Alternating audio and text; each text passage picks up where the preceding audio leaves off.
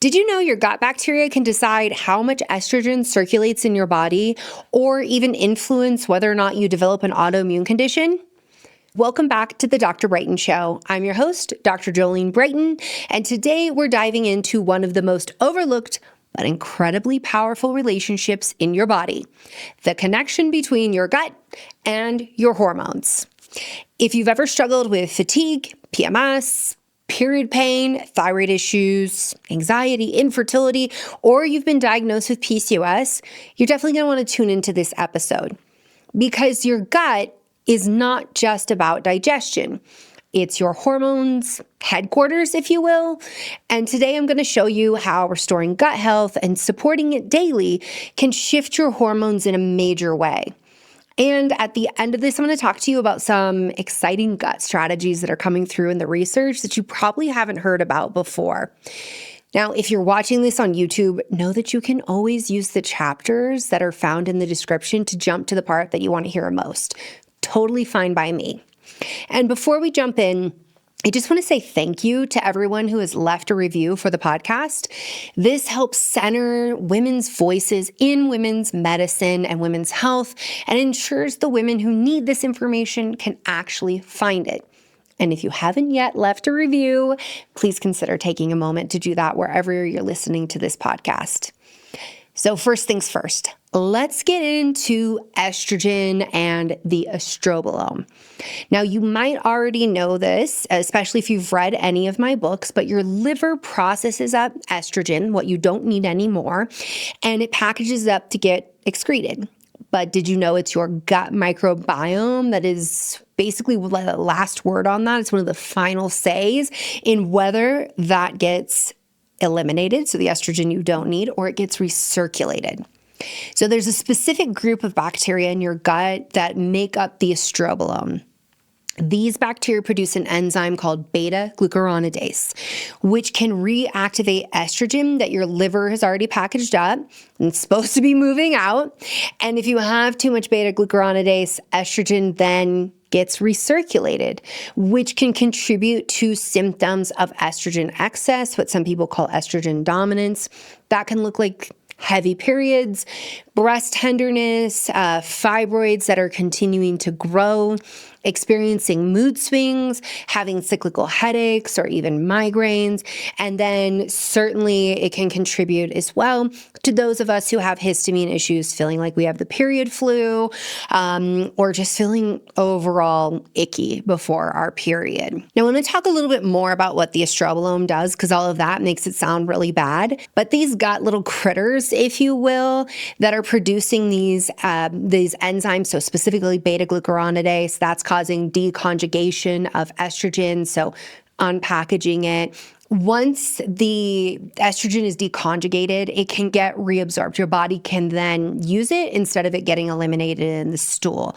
And this is called enterohepatic recirculation for my nerdy people out there. Now, this whole estrobolome, beta-glucuronidase, like, why would your body allow this? Like, why would it want to do this, right? So I want you to understand, this mechanism isn't inherently bad. In fact, mild reabsorption of estrogen is really biologically useful under normal conditions. So estrogen, if you don't know, is critical for our survival and reproduction. So it's helping us solidify our bones. It's taking care of our heart. It's modulating immune health. It supports fertility. It's supporting brain health as well. And so we have to have estrogen in the right amounts during our formative years and through our reproductive years so that all of these systems are at their best. And that's contributing to our survival. And we love that. So this is one mechanism in which the body makes sure that you have enough estrogen. So it's not that your body is like betraying you. There's certainly problems with dysbiosis that we're going to talk about, but this whole mechanism is about balance and making sure that you have the estrogen that you need. And this becomes really beneficial when we have times of our life where we don't have enough estrogen, like postpartum, postmenopause, late stage perimenopause, primary ovarian insufficiency. So this entire estrobolome beta-glucuronidase was not designed to make your PMS hell and make your breasts hurt all the time or make you bleed like crazy. It really was a way to ensure that your body has a reserve system, if you will, to maintain balance of estrogen. And again, especially in those times when we can be low, or maybe, during fasting or nutrient deficiency, that your body can say, well, this is all of the estrogen we have. So don't just throw it away like it's nothing. Make sure that we have enough of this. And all of this is part of a very finely tuned feedback loop happening in the body. The body doesn't want to waste estrogen. So when levels are appropriate or low, reabsorption through the estrobolome can help extend the life of the estrogen that you've made. Again, the goal is homeostasis, not excess. So we've got to talk about when the estrobolome backfires, because everything in our bodies, it's designed for your survival, but things can get off balance. And then we're like, why is this the worst experience ever? So specifically, it's when the gut microbiome is imbalanced. So that's what we call dysbiosis. This can occur due to antibiotics, stress, poor diet, not eating enough fiber. That's when we can see a disproportionate amount of the enzyme beta-glucuronidase. And then that means too much estrogen gets reabsorbed.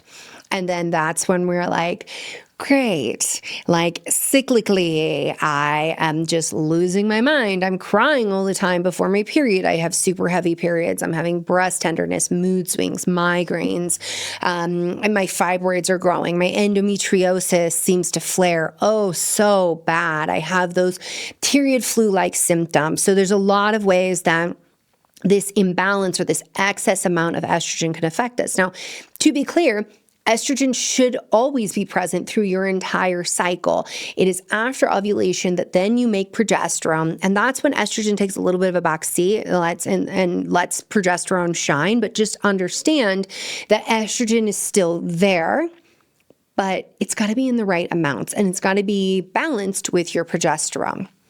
So the big bottom line to know about the estrobolome is that it has the ability to recycle estrogen as a survival mechanism, if you will. It's a good thing until we have dysbiosis, and then not so much a good thing. I'm going to give you tips today on what you can do about that. And we don't want to wipe out the estrobolome. We don't want to suppress the estrobolome. We want to optimize it. So we want to optimize our gut health as a way of optimizing our hormones. And when it comes to gut health, I need you to understand, this whole estrogen connection, estrogen also modulates gut health, so they work together. It's also important for conditions like endometriosis. So studies show that women with endo tend to have less beneficial bacteria like lactobacillus and more pro-inflammatory microbes. And this may be part of the drive behind the systemic inflammation, and it can also contribute to excess estrogen, which creates a perfect storm for more endo symptoms. Not to mention, endometriosis lesions sometimes make their own hormones, which further contributes to the problem. And I'm going to link to some additional episodes on endometriosis in the show notes at drbrighten.com. That way you can get in all of that. But I want to give you some action steps right now. And if you do have endometriosis, you can grab my guide to help you manage endo flares. It's drbrighten.com/endo-flare. That will help you manage the pain. But if you have dysbiosis, or you suspect you have dysbiosis, I think working with a clinician is one of the most important steps to make sure you're addressing your individual needs. But while you're waiting to schedule an appointment, here's what you can do right now. So actually, let me back up and just say that your provider may actually want to order a stool test. So if you're wondering, how would I know if beta-glucuronidase is elevated? You can get a stool culture. And these functional stool labs, they can look at your beta-glucuronidase activity, and that can be indicative of estrogen problems, that estrogen might get reactivated, reabsorbed.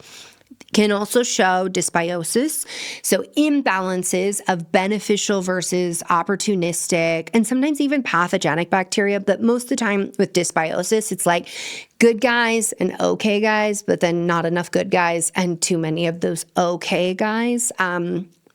I'd like to think about like the commensal flora in there. Some of it's like they're bouncers at the club, right? And so they serve a purpose. They're not bad. We don't want too many of them. So they're supposed to be like, you're pathogenic. Get out of here. Like you can't get into the club. Like this is my house. But just like you wouldn't want too many bouncers at a party, right? Because that's not a good time if you're over patrolling everybody. You also don't want too many of these commensal flora. So understand when I say opportunistic, for example, yeast vaginitis, getting a yeast infection, that's the overgrowth of opportunistic organisms. They're supposed to be there. So the idea is never to completely wipe out everything in the gut. It's about eating and structuring your life in a way that helps support balance of the microbiome.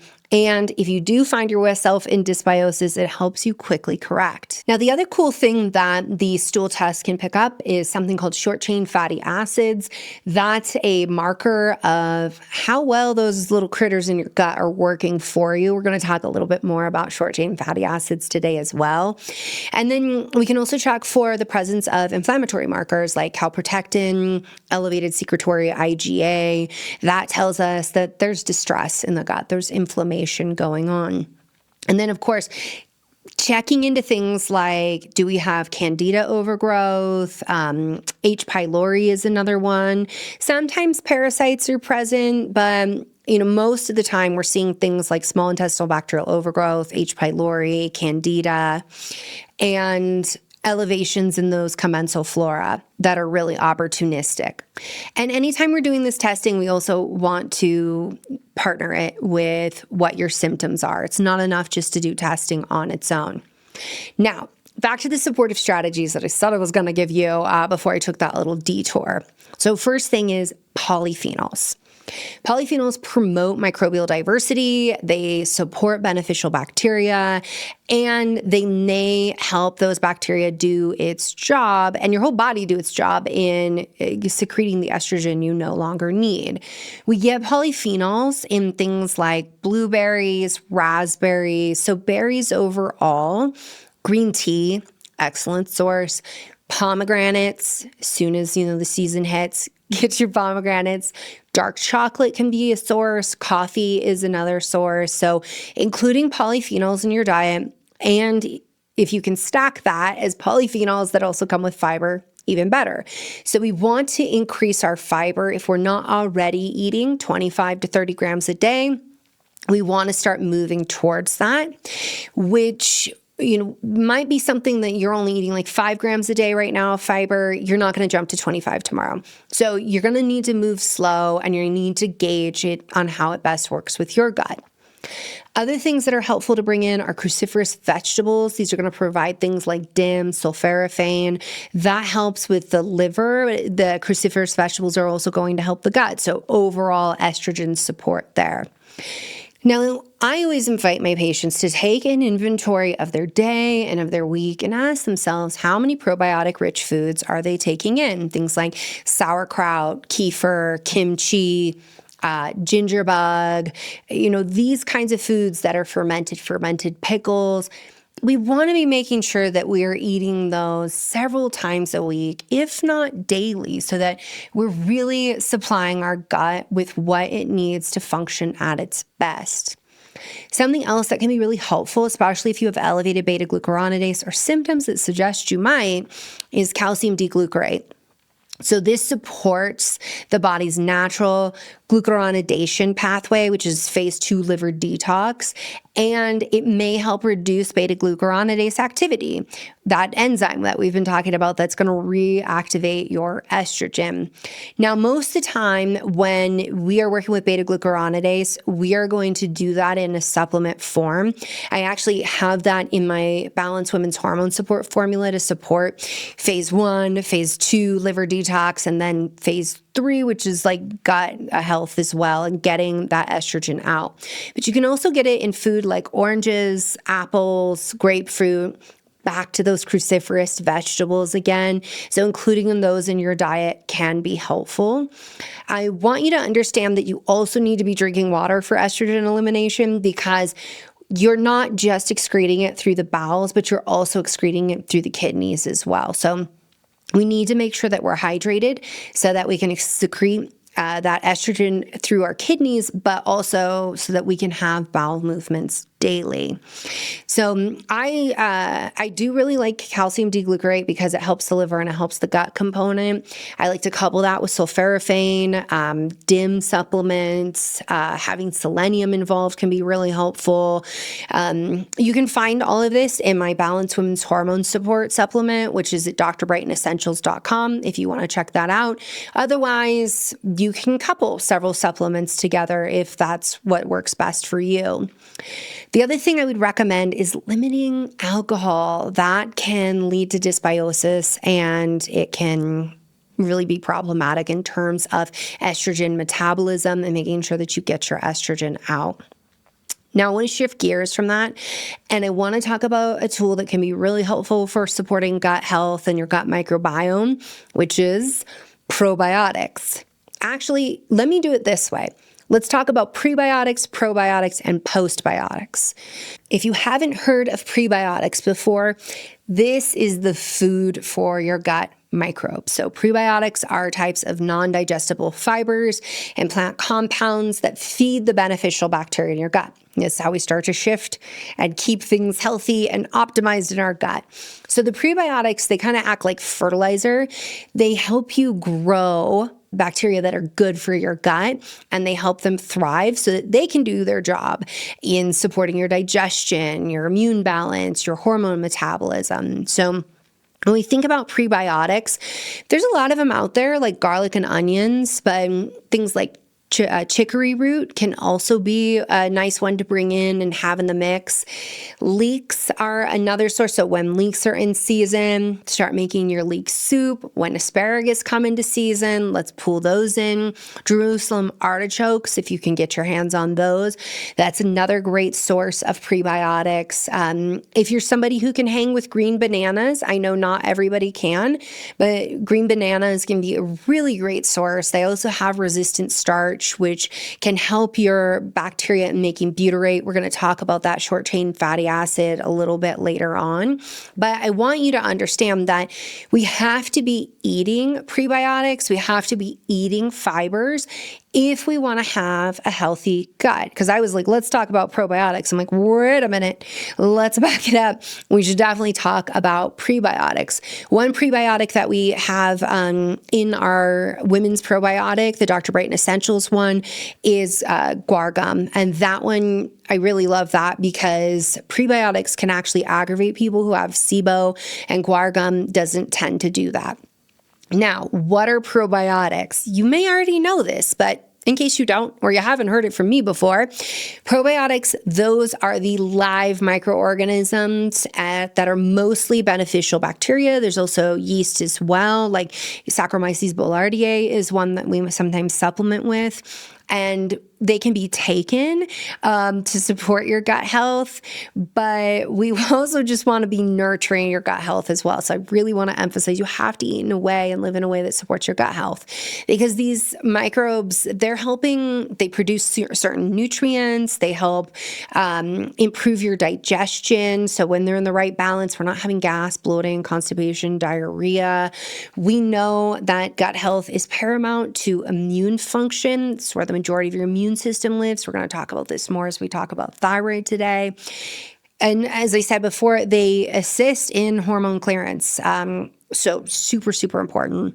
Now, common sources, so you can take a probiotic, or you can also eat foods that have probiotics in them as well. Little seeding of the gut, but we got to make sure we're feeding the gut. Don't forget that. Yogurt, but specifically yogurt with live cultures, because not all of them have that.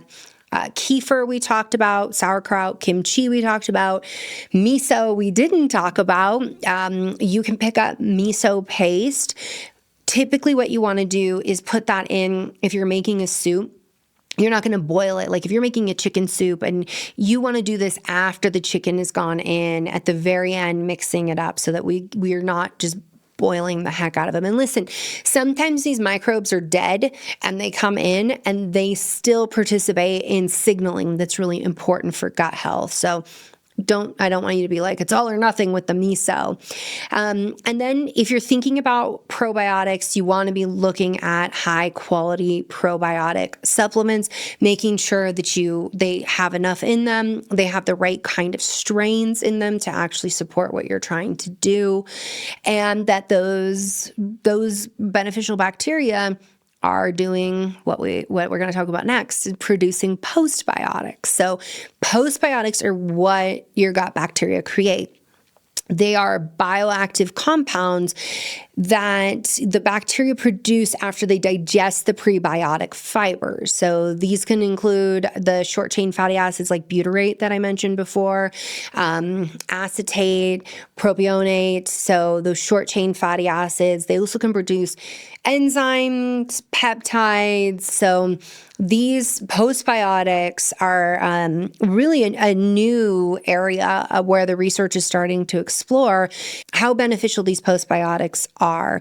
What we're starting to understand, postbiotics can help with brain function in some situations, reduce inflammation. They can actually help with repairing our gut lining. So let's say you take ibuprofen. We know that can cause some damage to the gut lining. It can lead to leaky gut. These postbiotics, what your bacteria are making, these can help you with repairing that.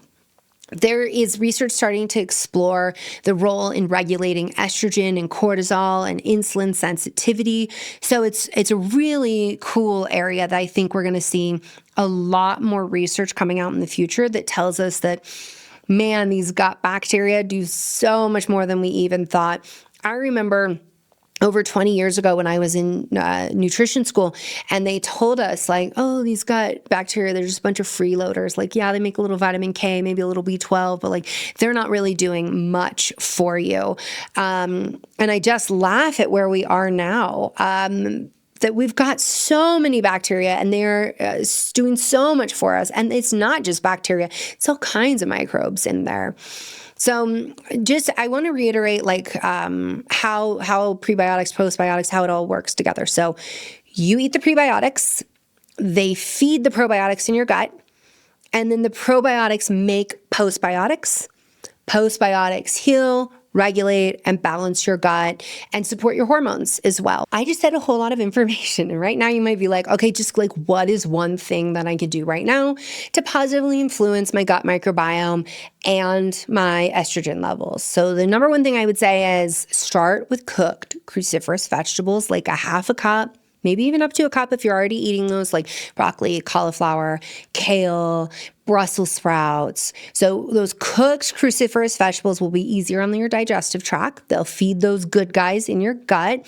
They'll support estrogen detox through the liver and supporting the gut bacteria that are helping aid you in getting the estrogen you no longer need out. And if you're like, I cannot do cruciferous vegetables at all, then you try 2 tablespoons of broccoli sprouts, which is a lot of bang for a little tiny bit of cruciferous. Now, we want to switch gears and start talking about thyroid hormones and gut health, because your gut is going to activate like 20% of your thyroid hormone. So T4 is converted to T3, the active form in the gut. So when your microbiome is out of balance, you might not convert this as well. And if you don't, you're going to have hypothyroid symptoms, which is like fatigue, cold intolerance, constipation, dry skin, brain fog, irregular periods, heavy periods. You may have like lots of gas and bloating happening in the digestive tract. You may have heartburn. You may be experiencing joint pain, hair loss, loss of the lateral third of your eyebrows, and I don't know if I said this already, but infertility can be associated with low thyroid hormone.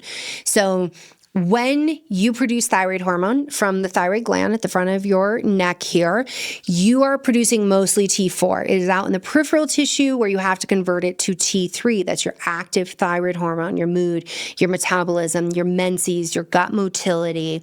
And so the gut is one of these places where this conversion takes place. But there's like an even deeper layer to what is happening in the gut as well. And that's because the number one cause of thyroid disease is autoimmunity. Hashimoto's and Graves' disease are both autoimmune in origin. And what's one thing that can trigger autoimmunity in many people? Gut infections. So certain pathogens like Yersinia, H. pylori, even SIBO imbalance has been linked to thyroid antibodies. Plus, leaky gut or intestinal hyperpermeability allows immune cells to be exposed to things they were never meant to see, which can kickstart an autoimmune reaction.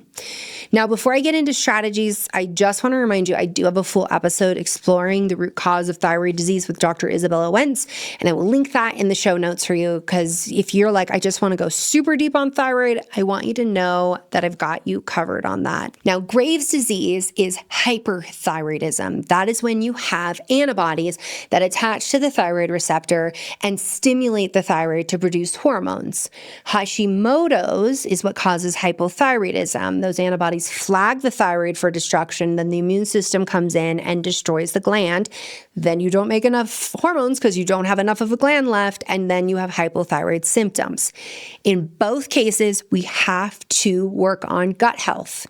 So if you have gut infections, we have to treat those. SIBO, parasites in some cases, H. pylori, super common. We have to treat it, especially those who are hypothyroid.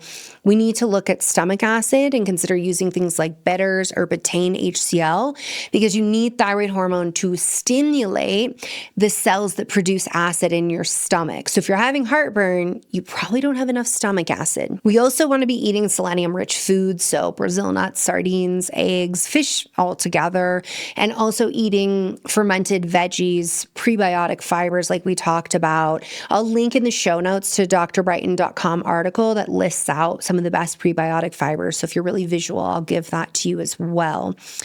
Now, selenium that I just mentioned, I just want to say that is helpful because that's been shown to help with reducing thyroid antibodies, as can myo-inositol as well. And then we may also want to bring in glutamine, bone broth. Bone broth can be really healing for some people. For others, it can cause a histamine issue. So it's just about what's true for you. And lastly, move your body. Even if it hurts, even if you're so tired, even if it's just a little light walk, we activate our thyroid hormone also through movement. So while you're working on your gut, make sure you're still moving your body. And that's also going to support your gut health as well. Now, you may have heard me say before that there's 3 ingredients to creating the autoimmune cake, if you will.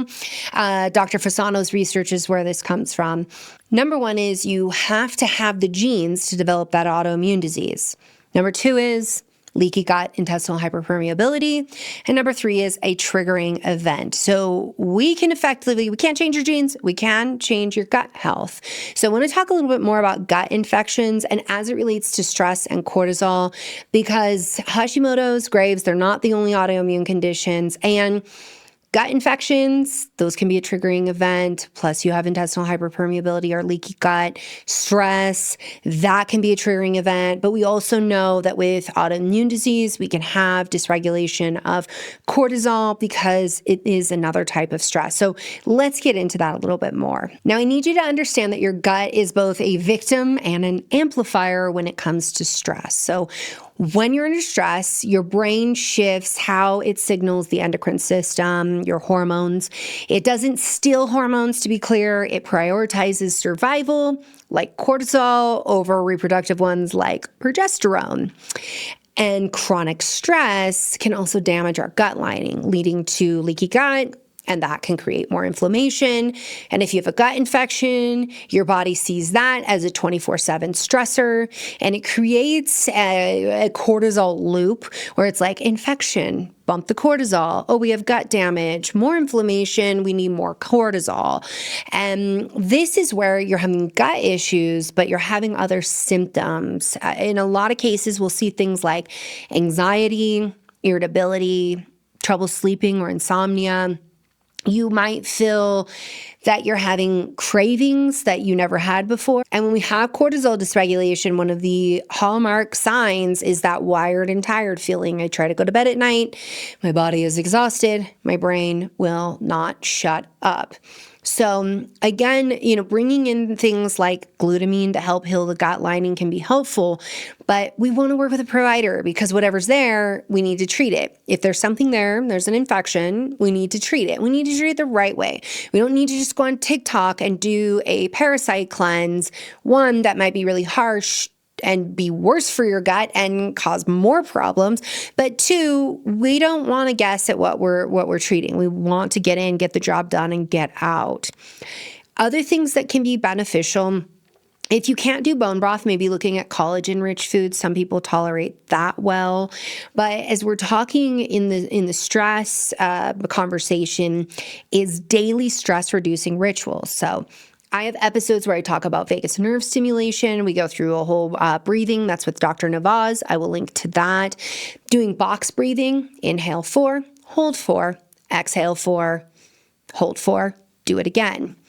Nature walking, very good for your hormones, very good for your gut, getting out, getting that movement. Journaling, we want to make sure that we're doing things that are going to help us dissipate and deal with the stress because we can't control and eliminate all stress. So I would challenge you to add a daily nervous system ritual, deep breathing, grounding, something calming that helps your body feel safe and sends a safe signal, because that can help with your gut healing journey and help your hormones. Now, I want to talk to you about something really exciting. Microbiome circadian rhythm synchronization. So this, I think, is super, super cool. Newer research coming out, and it gives us some insights on how we can start to structure our eating and our life in a way to support our gut at another level. So you are probably familiar with circadian rhythm, right? Our cortisol rises in the morning and we wake up, we want to get sunlight. But what we're learning is that gut bacteria have their own circadian rhythms that sync with our body clock. And disruptions like poor sleep, erratic eating, jet lag, that can be a really bad one. Even just disruption of like our hormones like cortisol, melatonin, insulin, estrogen can disrupt these bacteria as well. So we now are understanding that the gut microbiome exhibits diurnal oscillations, which means certain species grow, shift, produce metabolites in sync with our 24-hour circadian rhythm. And these microbial rhythms influence and are influenced by your own central and peripheral clocks, so including hormone secretion. So remember, cortisol peaks in the morning with the sunlight, right? And melatonin degrades. Insulin tends to be more effective earlier in the day rather than eating at like midnight, right? Estrogen and progesterone are regulated via pulses from the pituitary gland, FSH and LH. And then we know melatonin is produced in darkness, and melatonin is also involved with our immune system, our gut health. So all of these hormones are connected to our gut is connected to our hormones. And when the rhythm gets disrupted, so do hormones. And when hormones get disrupted, we see the gut can get disrupted as well. So when we have chronic circadian rhythm misalignment, which can happen from poor sleep, as I said before, erratic eating patterns. So ADHD people know erratic eating patterns, but not eating in a regular schedule or regular windows. If you're someone who has shift work, thank you for your work that you do. And also, it's not really great for our circadian rhythm and for our gut health. Jet lag, like I said, that's another one that can desynchronize the gut's microbiome's natural rhythm. And what that can lead to in some instances, like if it's extreme, it could be bad. In a lot of these like jet lag, we're going to see temporary hits, and then your body's going to come back because you're doing all of these great things that we're talking about in this episode. But we can see reduced microbial diversity. So diversity lowers. We can see leaky gut comes on. We can see inflammation. Glucose metabolism can be affected. We can certainly see dysregulation of the hypothalamic pituitary adrenal axis or HPA axis. So we start seeing cortisol issues. We can see sex hormone imbalances. We know when there is sleep disruption, we might not ovulate and we might not produce enough estrogen. And, again, all of these hormones are super important to our survival and also are connected to our gut and our overall health. So there's something called Chrononutrition. It's really cool. It may become like the new frontier for like hormone and gut therapy. And what it means, maybe I should define that, right? It refers to like the timing of your food intake in alignment with your body's circadian rhythms to help optimize your metabolism, your gut health, your hormone signaling. And the key principles of this that like you abide by if you're following it is to eat during daylight hours to support the microbiome and insulin sensitivity. And I want to just acknowledge that the higher you are in latitude, the less sunlight you're getting. And so if you're like, no, but before I leave the house, it's dark. And when I get home, it's dark. It's like, well, that's the way that you're living right now. And I wouldn't say like, oh, reduce your feeding time to just the little bit of light that you're getting in a day. But we overall want to follow a pattern where we're eating in line with our circadian rhythm. So when we wake up, we're eating, hopefully getting some sunlight exposure. When we're going to bed and it's dark, we're not eating. So as we're gearing up 2 to 3 hours before bed, we're not eating food. And what's interesting is that all of your organs are also on clocks. And it's interesting because we see that like digestive enzymes and insulin, they're not optimized to be produced like after 8 p.m., for example. That's how it is for a lot of people and what some of the research has said. So later at night, we're not really optimized to digest food to handle a glucose response. So this way of eating is looking at like, how are you naturally in rhythm with nature? And let's make sure that we're eating in this way. What's interesting about this is that it follows something that I've used in my clinical practice for many years. Unless somebody has blood sugar issues and they need a snack at night, we're closing the kitchen for about 12 hours after dinner until breakfast. And so that 12-hour spot tends to do really well, whether it's men or women. So the 12 hours of not eating while you're sleeping. Okay, you're gearing up for bed, you're going to sleep, then you're getting up in the morning and you're starting to prepare breakfast, and then you're eating. Now, the other thing, another principle that we want to think about is front-loading fiber and probiotic-rich foods earlier in the day to work with those gut microbiota rhythms instead of like, realizing I didn't get enough fiber and then eating 20 grams of fiber for dinner. We want to front load the fiber. And again, avoid late night eating because that can be disruptive to your hormones as well. And sometimes we just don't sleep well the later we eat. It's something that if you have a wearable, you can actually test that and see if that's true for you. Now, I said I was going to talk a little bit more about postbiotics, the short-chain fatty acids. I think this is also really interesting research that we're starting to see. So the postbiotics, as I was saying, they can help with tight junction proteins, reducing gut permeability. They can protect us potentially from autoimmune triggers, so Hashimoto's, increased inflammation, thinking about endometriosis. So when it comes to these postbiotics, remember, we have to eat the prebiotics. We have to have the probiotics present to eat that so that they then produce the postbiotics. So butyrate is one really cool one. You can actually get that from ghee and dairy sources, but your bacteria also make it.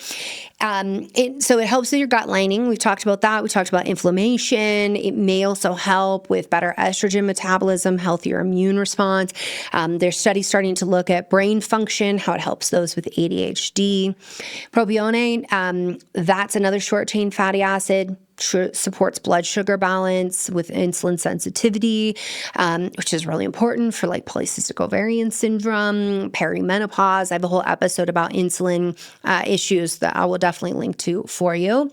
And acetate, which helps regulate your appetite. It fuels your brain, your liver. Like it's another really important one. So we rely on these postbiotics, and I want to talk about some specific things that you can eat to help you make those postbiotics, help your gut bacteria make those postbiotics. So the thing I want to talk about the most that I haven't really covered is resistant starches. So cook, cool your potatoes, eat them. Cook, cool your rice, and eat them. Green bananas, I did mention before. Lentils can also be helpful. We don't want to leave our potatoes and our rice on the counter, okay? Like we want to cool them in the fridge. And this resistant starch can help you make more butyrate. We talked about high fiber foods, so foods that are loaded with inulin, oligosaccharides, these prebiotic fibers, they promote microbial diversity. And that's what we want in the gut. In the vagina, in the uterus, we do not want microbial diversity, but in the gut, yes, we do. Polyphenols, cacao, green tea, pomegranate, berries, olives, we talked about these before. They feed beneficial bacteria, they increase postbiotic production, and they can help with lowering inflammation. They can also support longevity. I want you to understand that polyphenols are like rocket fuel to like our cells. Like they just make our cells just like high octane performance little cells. They're amazing to be including in your diet every single day. Omega-3 rich seeds, what I like about chia seeds, flax seeds, is that, yeah, they're giving you anti-inflammatory omega-3s, but they also can help you increase the abundance of short-chain producing bacteria. So chia seed pudding, I will throw a couple tablespoons of chia seeds on top of yogurt. I will share a link to an article about seed cycling in this episode as well. That's another great way to be getting those seed fibers in as well. I like to say microdose your microbiome when it comes to eating. So oftentimes people will be like, okay, I get enough fiber, but where are you getting that fiber? I'm getting that fiber because I eat lentils, oats, chia seeds, and, carrots in my week. Are you eating anything else? No, that's primarily my staples that I'm eating every week. We want to show our microbiome as much diversity of foods as possible. So what do I mean when I say microdose your microbiome? I use this a lot, especially with my neurodivergent patients. Those with ADHD and autism especially have food aversions. It is not that you always have to go and eat a whole plate of this root vegetable and then switch and eat something different. The microdosing your microbiome is, can we just add a little bit of something that's different? So for example, I went to the Asian market. They had a lot of Chinese stuff, but they had ramen. So I'm calling it the Asian market because they had a lot of different cultures available of food, different cultures' foods available. And they had dehydrated mushrooms, and they had cordyceps, and they had mushrooms. They had just species of mushrooms I hadn't seen before, totally edible. But we got that, and I bought that, and I made a soup with it. My toddler was like, I'm not eating that slimy mushroom. You're crazy. I'm like, I hear you, 4-year-old. And can I just give you the littlest piece? Can I just treat your gut bugs? Can I just microdose your microbiome and give it a little bit of something? So I say that because if you're someone who's like, I'm listening to all these foods and I don't want to eat them and I have food aversions, can we just give a little bit? We want to be getting that 25 grams, 30 grams of fiber, but can I just give you a little bit of something new? Maybe you're eating different kinds of sprouts. Maybe you are picking up a root vegetable and you're like, listen, I don't want to eat this. weird fruit vegetable that I've never seen before, right? That's a normal human reaction.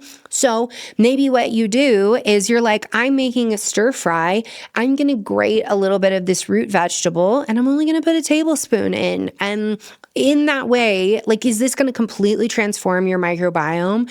No, nothing on its own. Not one thing I say today is going to be the one thing that transforms your microbiome. You're going to need to be doing a combination of things. But when we microdose the microbiome with like little bits coming in, we are signaling that the environment has this variety. And we know that food variety leads to microbial diversity, and that's what we want in the gut. So if you are somebody, I bring this up because if you are somebody who's like, ew, I don't want to eat these foods, can you just give your microbiome a little bit? Can it be one bite? Can it just be a tiny bit so that we're giving your microbiome something different, something interesting, something to flourish on? Now, I want to remind you as we wrap this up that your gut is part of your hormone headquarters, okay? The truth is your gut isn't just about digestion. It's also what's going on with your hormones, and your hormones are potentially messing with your gut as well. If you're having things like heavy periods, thyroid issues, autoimmunity, PCOS, burnout, you have any of these kinds of conditions, endometriosis, it's really important to investigate how is this connected to your gut. Now, listen, if you found this information is helpful, please share it with someone that you know it could help. Leave a review. I love hearing how you're feeling supported and how I can also support you in future episodes. So thank you so much for being here with me. And please, please, please, honor your gut and make sure that you are always taking care of it because it is so crucial to your hormonal health. Thank you so much for joining the conversation. If you could like, subscribe, or leave a review, it helps me so much in getting this information out to everyone who needs it. If you enjoyed this conversation, then I definitely want you to check out this.